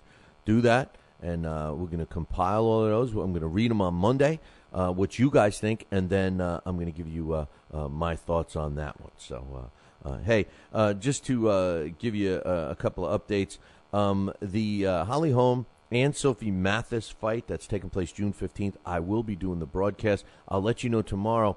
It's most likely 99.9% sure that will be available for free worldwide on the internet. Well, I shouldn't say worldwide, at least here in the United States and everywhere else except Europe. It may be a small pay-per-view, but I will keep you posted on that. But they announced the officials for that. And Dwayne Ford, Lisa Giampa, who's a fantastic judge. She's also pretty. She's pretty. And, John Scorley is also going to be there as the referee. He's an experienced referee. And my man, Dave Moretti, he's also going to be the judge on there. So you got Dwayne Ford, Dave Moretti, and Lisa Giampa. Those are the three judges, and the referee is John Scorley, and that's going to be the officials for the Holly Holm and Sophie Mathis rematch, which is taking place June 15th. Fresquez Promotions and Route 66 Casino is going to be putting that one on. We also have Julio Cesar Chavez Jr. Getting ready for his next fight, which is going to be coming up soon. He's fighting Andy Lee. I think this may be a better fight than people think, but I also believe that Julio Cesar Chavez Jr. is starting to come into his own. And by the way, one last thing before I take a break and we go to Joe Santoliquido. Remember when Nick Casual got beat up and mugged or whatever in Niagara Falls? He was supposed to face Ruslan Prodagnikov for their fight, which was going to be the main event June 29th on ESPN. Yeah, believe it or not, they're having a fight. Well, they finally named his replacement because obviously he's still beaten up. Jose Reynoso, who's got a record of 16 wins, 3 losses, and a draw, has been named the opponent for Ruslan Prodagnikov for that one on June 29th. So it sounds like a decent one. And one more fighter that was recently named as an opponent. We have the WBA and International Boxing Organization middleweight champ Gennady Golovkin, who's undefeated at 23-0. He's taken on another fighter who's undefeated in the middleweight division, who is the WBO world champion. Finally, we get another unification bout. Dmitry Pryog, 20-0 with 15 knockouts, will be fighting each other, Gennady Golovkin and Dmitry Pryog. What a fight that's going to be, and it's scheduled to take place on August 25th, and we'll keep you posted on where that one's going to be. So all of that is coming up. We got a busy weekend, and right now I'm going to take a break. When I come back, Joe Santoliquido. I'll Have Another has a crack at history at this year's Belmont. Will he race into the record books or be another miss? That's next on Sports Shorts with me, the Sports Princess. Want to put some wild in your weekend? Come to the all-new Mesquite Pro Rodeo. Corral seats start at just $12, and kids are always half price. Get your tickets in Kroger stores and save $5. Come early for the famous Bubba Barbecue Dinner. The city ends and the Wild West begins at air-conditioned Mesquite Arena, I-635 and Exit 4. It's 7:30 Friday and Saturday. This is the official rodeo of Texas. The Triple Crown has eluded some great horses over the years, like Smarty Jones, the underdog thoroughbred who won over the hearts of the racing world by snagging the Kentucky Derby and the Preakness with the chance back in 2004 to grab the elusive crown, losing in New York by a length. 7 horses in the last 13 years have arrived in the Big Apple, winning 2 legs of the crown. All have fallen short at the finish line. The last Triple Crown winner, in fact, was affirmed in 1978. I'll Have Another would become the 12th horse to win the Triple Crown if he takes it home first in the 1.5-mile race. The odds don't favor this Cinderella horse, however, that was bought for a mere $35,000. But I'll Have Another has shown an amazing kick during this 5-week stretch and might surprise the odds makers in the end. This is the Sports Princess with Sports Shorts. Talking Boxing with Billy C. Every week, 2 hours of the best boxing talk on the radio. Mike Tyson looked like he put on some pounds. He was fat. He went into McDonald's and he just said to them, hey, give me 6 of everything on the menu. He put on 2 watches and covered 2 time zones. I'm talking fat here. Got on a scale the other day and it said, come on, one of you guys got to get off. Last thing I heard is that he jumped into the ocean and he left a ring around the continent. He's fat. Boxing with Billy C. Now back to Talking Boxing with Billy C. He may not have an Excellence in Broadcasting award, but the night's still young. And he's got martinis. So you never know what may be by morning. It's Talking Boxing with Billy C. Talking Boxing with Billy C. The one, the only, Don King. Makes me feel good, Billy, to have you, the number 1 show in the country, Talking Boxing with Billy. So I invite each and every American that's listening to this great show to tune in, because we want you to be there with Billy and me. St. Jimmy's coming down across the alleyway, up on the boulevard like a zip gun on parade. Lights on the silhouette, he's in some buttonette, coming at you on the count of 1.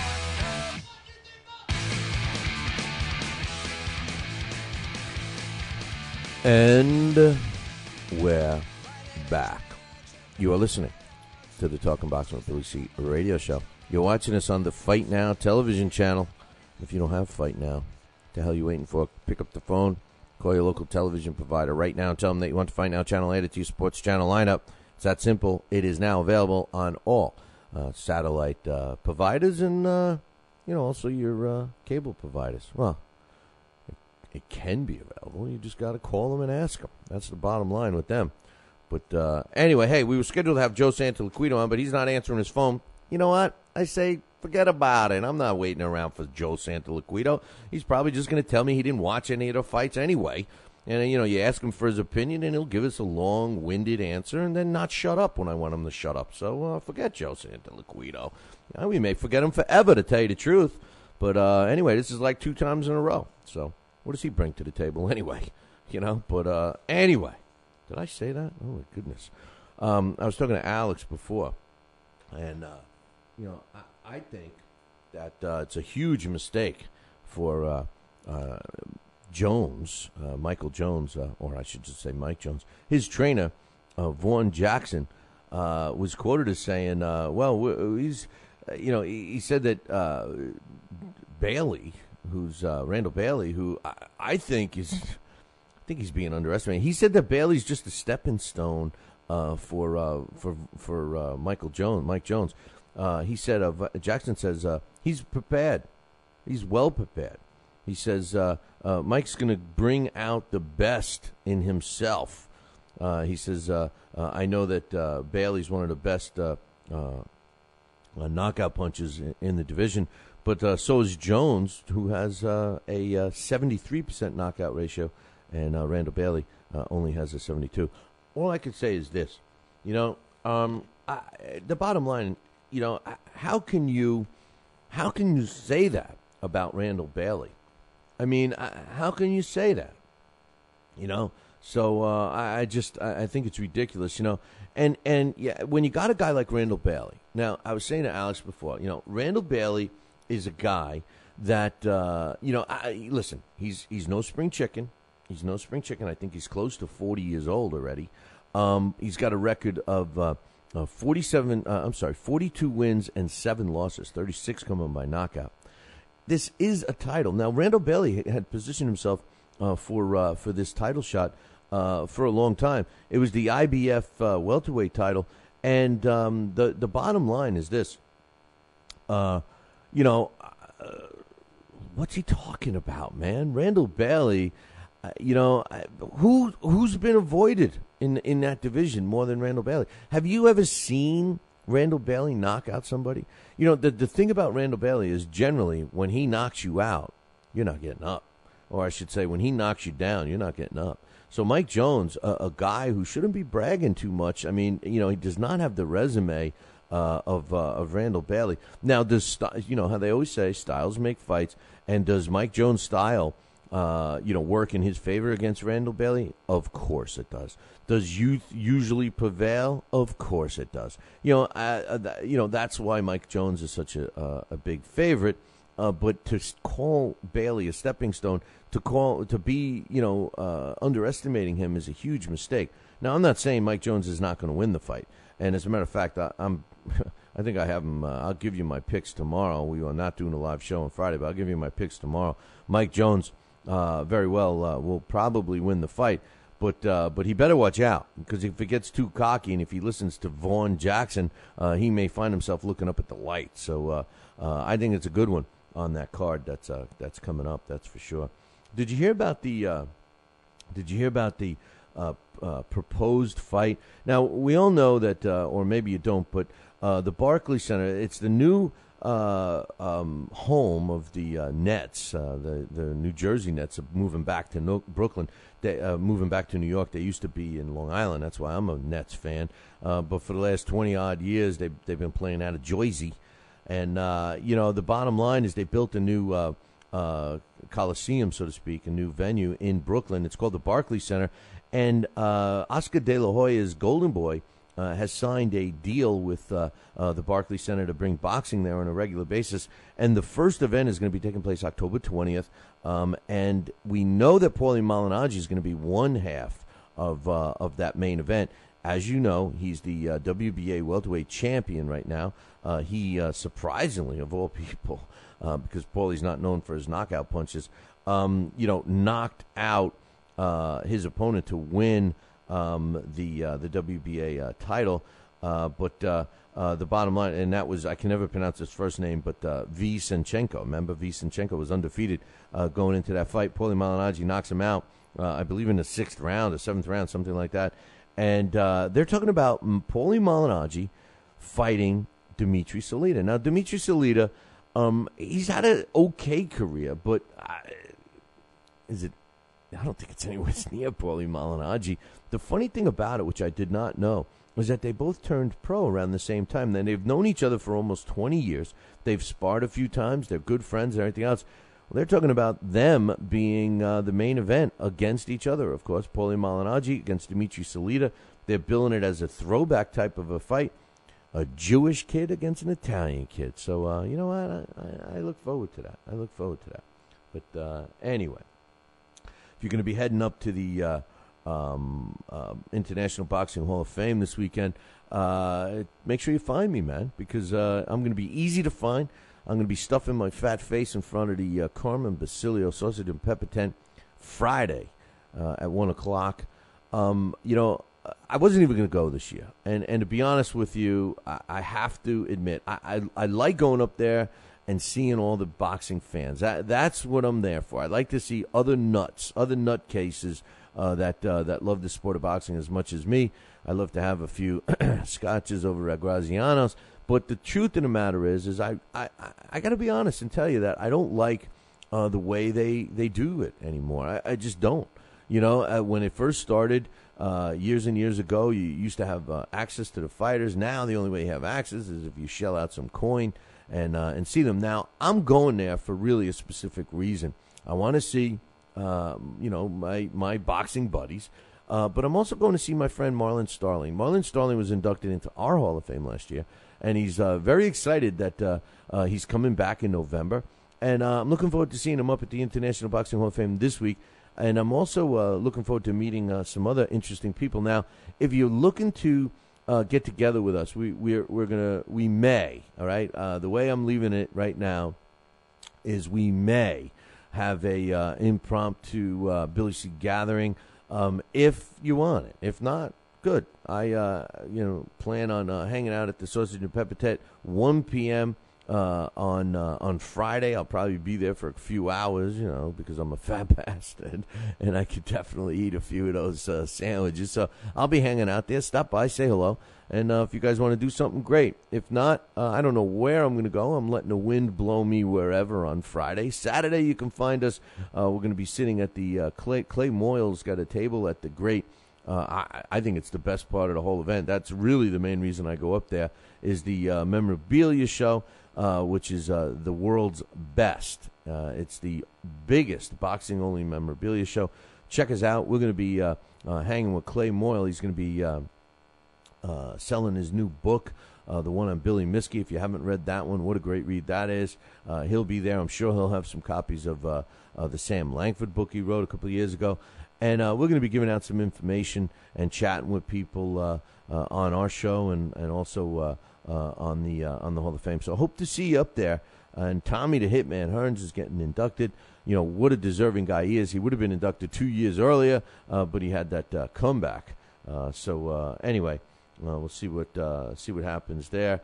Also, I wanted to mention about I was saying earlier in the show about the promoters and specifically Lou DiBella. You know, this is exactly what I mean. Carlos Quintana. Now, I'm not taking anything away from him. You know, he's a former world champion. You know, he had a couple of good fights. Well, at least one good fight against Paul Williams.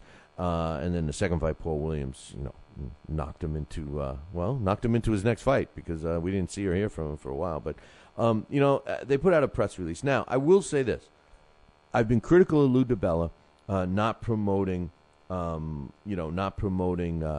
his fight as well. Now, they do have one of the best publicists right now. I mean, the total best publicist, of course, is, it's a tie between our very own Amy Green and actually, Amy, I'm sorry. You know I love you, but Bob Trieger's the best publicist in the world, and then Amy Green. But then, the next guy coming up, now he hasn't been around as long as Bob has, but Kevin Rooney Jr. Is a pretty damn good publicist. And ever since he started working with DiBella Entertainment, we have been hearing more and more of DiBella fighters and some other things that are going on. So I got to give him an attaboy. I got to give him an attaboy for that one. However, he's doing the same thing again. Carlos Quintana is signed under Lou DiBella. And what do? They're in the press right now calling out Canelo Alvarez. And, of course, that's Saul Alvarez. Saul Alvarez, is, although he has his own promotional company, he flies under the banner of Golden Boy. And what is synonymous with Golden Boy and Top Rank? Money. What's synonymous with Golden Boy and Top Rank? Big paydays when you fight their fighters. And what is also synonymous with Golden Boy and Top Rank? All the other promoters want their fighters to fight them. And that's exactly what Lou DiBella is doing. Now, I'm not saying for a minute that Carlos Quintana has that many options right now because the truth be told, he may not. So in this particular case, this may be a long shot for him. But once again, I just asked them this. Why wouldn't Lou DiBella, and I don't mean to be singling out Lou, but, some of the other promoters, why wouldn't they try to, Carlos Quintana, why wouldn't they try to get another fighter, in that junior middleweight division and bring the fight to a Lou DiBella promoted show? We have I got the updated Billy C rankings right now in front of me. And, in the junior middleweight division, we have, the way we have it, of course, Floyd Mayweather Jr., which that's another thing. I was talking earlier about Floyd and getting special treatment. He gets special treatment with him being able to choose which anti-doping agency he wants to test him. He gets to choose what kind of food he eats in jail, and all of this stuff. I mean, talk about getting special treatment. But how about this? Riddle me this, Batman. The WBC, they strip people of their belts more than the local men's club. And, for stupid reasons. I mean, I still don't know why they stripped Sergio Martinez of their regular middleweight belt and elevated him to the diamond-studded middleweight champion. And then now he's got to wait at a shot at the regular old belt, which supposedly is below the diamond-studded champ. I still don't know what that was all about. But I do know one thing, and correct me if I'm wrong. Now, I got the chat room filled with some knowledgeable guys, and correct me if I'm wrong. isn't the rules of the WBC, if you move up, if you're a title holder in one division and you move into another and fight and win a title, don't you have 10 days to decide which title you're going to continue to defend? I mean, isn't that a rule with the WBC? I correct me if I'm wrong, but isn't that a rule that the WBC has in place? And then my other question is this, assuming it is, because I want to see what these guys say. Yeah, and Dave Murphy says, oh, no, he's talking about something else. Dave Murphy in there writes, it sure is, but no, he's talking about Graziano's being a dump. But,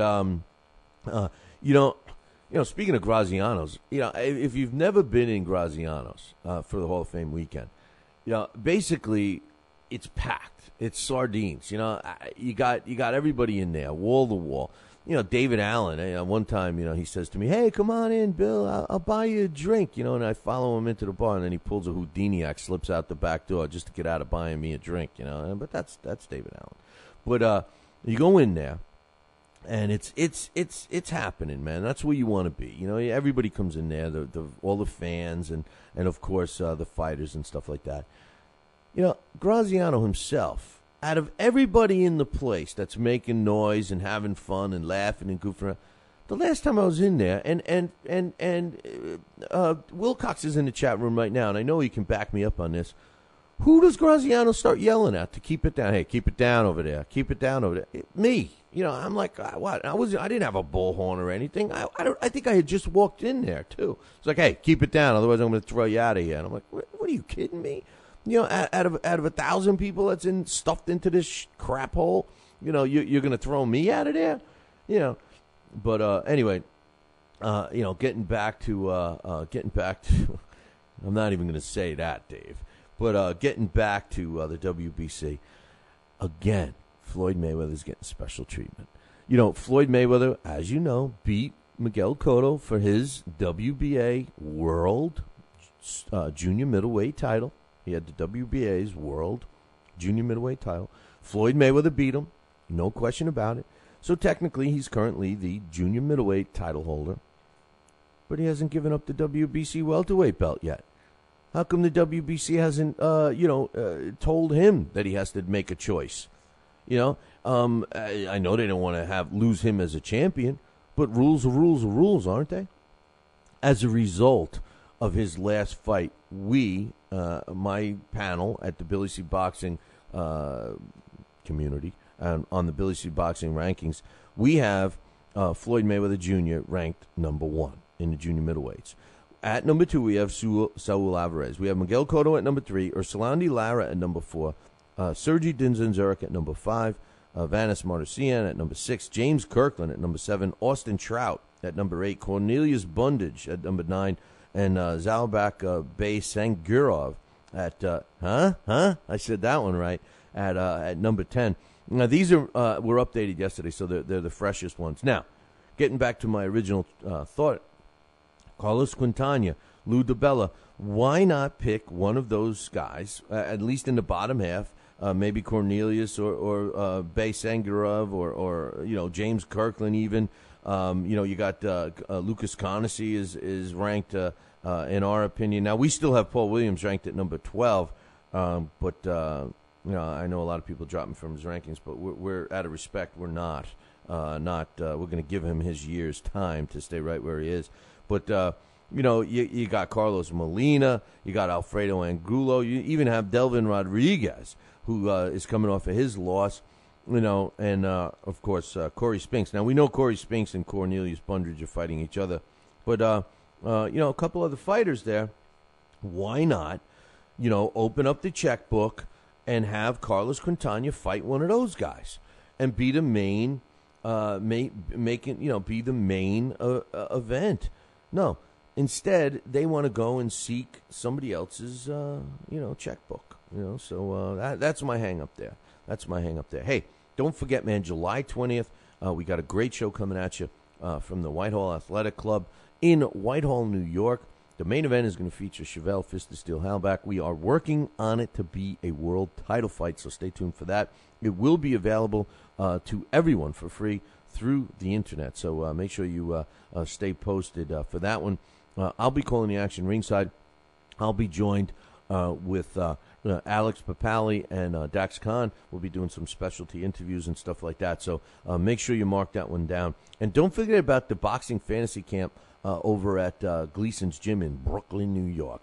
If you've been always wondering about how it is to be a professional boxer, well, you should maybe sign up for the Boxing Fantasy Camp that they offer every year. It's their 10th year already. It's taking place this August 23rd, 24th, 25th, 26th. You learn how to train, you learn how to eat, you learn everything that the boxers go through, and it all culminates to a event where you get to get in the ring and fight another Boxing Fantasy Camp member. And we want to follow you. We want to do an article about you. We want to cover your whole experience in this camp. And we also want to get you on the show as well as some video coverage. So listen, if you signed up for that, I want you to drop me an email, Billy@TalkinBoxing, TalkinBoxing.com. And we're going to put all the names in a hat, draw a winner, and we're going to follow you around beginning the week before your camp begins. So anybody that signed up for Gleason's Boxing Fantasy Camp, drop me an email, let me know. And if you want some more information about the camp, visit our website, www.billycboxing.com, and click on the Gleason's Gym banner, which you can't miss. It's on the right-hand side of the screen, and that'll take you to where you can download a brochure or get some more information. Hey, man, if you don't want to do that, you can call Bruce Silverglade himself, 718-797-2872. Get some information over the phone at Gleason's. Tell him Billy C sent you, and tell him you want the Billy C discount. You can't go without that, man. You can't go without that one. But anyway, hey, we've been keeping you up to date on the what's going on with the Manny Pacquiao Timothy Bradley fight. This is called Media Week schedule, and today at the Media Pavilion at the MGM Grand, it's at the Grand Garden East parking lot. There's going to be a press conference with Pacquiao and Bradley. It is the last one, so check it out. Now listen, for all you listeners out there, especially the Fight Now viewers and all of that, go crash the party. That's right. You'll get a free lunch out of the deal, too. And when they're asking you, what are you doing? What are you doing? Tell them Billy C sent you. And, by the way, our very own Tony Treem is going to be ringside covering that fight for us, for the Manny Pacquiao Timothy Bradley fight. Dax Khan worked very hard to get his butt in the seat. So congratulations to both Dax and Tony Treem. Tony will be there covering the fight for the Talking Boxing with Billy C radio show. We are going to get him on this show live. We're going to be doing a post-fight show immediately following the Manny Pacquiao Timothy Bradley fight. As soon as it's over, within 5 minutes, we're going to be online on Fight Now. We're going to be exclusively on Fight Now. Join the chat room at BillyCBoxing.com and join in the fun, because I'm going to open up the phone lines. I'm going to want you guys to call. We're going to have several guests, some contributors from the show joining us, plus some other special guests, all happening on the post-fight show for Manny Pacquiao and Timothy Bradley, immediately following that event. So mark that one down. I know you're going to want to be talking about the fight as soon as it's over. Many people think it's going to be a close one. Our very own Scotty Krause does not think it's going to be close. I think it's going to be close. I think it's going to be somewhat close. But Manny's going to win the fight. And then we'll all be crying for what? For what? The jailbird and Manny Pacquiao. Hey, did you catch that it was finally publicized that Manny Pacquiao and his beautiful wife were like ready to have their own fight before his last couple of fights? That Manny was kind of caught with his tool in another shed, if you know what I'm talking about. And that's what the rumors out there. And the bottom line is this: apparently he's turned his life around, and as a result, I think he's starting his own church too, or something. I don't know. No, I shouldn't say that. He's like a priest or something. No, I don't know what he is. I know that he's got his own religious thing going on, whatever. Not that there's anything wrong with that, but anyway. Caught with his tool in another shed. Hey, I like that. Is that an original? I think that might be a Billy C. original. I don't know. Wake up. It's time for the... It's too early for a trivia question. Now, today's It's Too Early for a Trivia Question. Question is being brought to you by the Whitehall Athletic Club. Hey, man, check it out, all right? www.whitehallathletic.club.com. Now, not only are we going to be doing a show on July 20th, and there's going to be other great events there, but this is your chance. You know, you've been wanting to join a country club, but, you know, you're not snooty and stuff like those country club people are. Well, here's your chance, man. Back in the day, athletic clubs were the big thing, and the Whitehall Athletic Club is trying to bring that back. Now, Whitehall, New York, happens to be a historic place. It's where our United States Navy was born. It's in the beautiful mountains. It's just not too far from the Vermont border, and it's about a 20-minute, maybe a half-hour drive from the Lake George area. Beautiful place, and now's your chance to join the Whitehall Athletic Club. I tell you what, man, it's a great place to go visit. They got several restaurants and a couple of bars in there. They also have boating. They have fishing. They have a golf course there. They have a big gym downstairs. They have a pool, indoor pool, a jacuzzi. They also have basketball courts, both indoor and outdoor, and all kinds of stuff, man. That's what you want to do. You want to entertain. You want to bring your friends up to a nice place. Join the Whitehall Athletic Club. Check it out, www.whitehallathletic.club.com. The trivia question today is, who fought in the most fights from 1950 through 1959? Now, what's on the line is your very own copy of the Title Bout Championship computer game. It's about $40 value, and also, courtesy of Pugilistica.com, a collector's edition of Rocky Marciano knocking out Jersey Joe Walcott. It's a phone card that was issued in the 90s. If you know who fought in the most fights from 1950 to 1959, email me the correct answer, Billy@TalkinBoxing, TalkinBoxing.com, and you'll get the prize. This day in boxing history.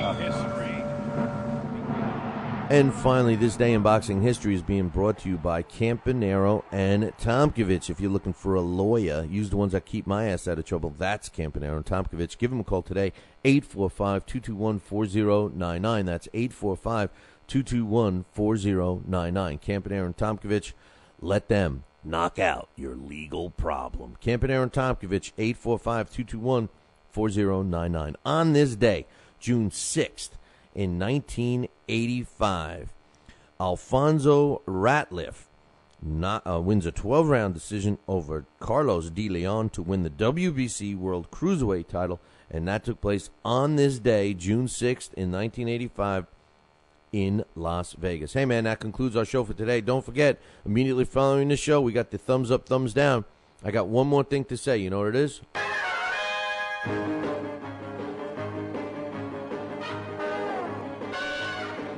Make sure you tune in tomorrow morning, same bat time, same bat channel. There's only one channel, the Fight Now channel. Call your local television provider and tell them that you want the Fight Now channel added to your sports channel lineup. It's that simple. Pick up the phone and call them. For all the information about the channel, you can find it on their website, www.fightnow.com. See you all tomorrow. Ciao, baby.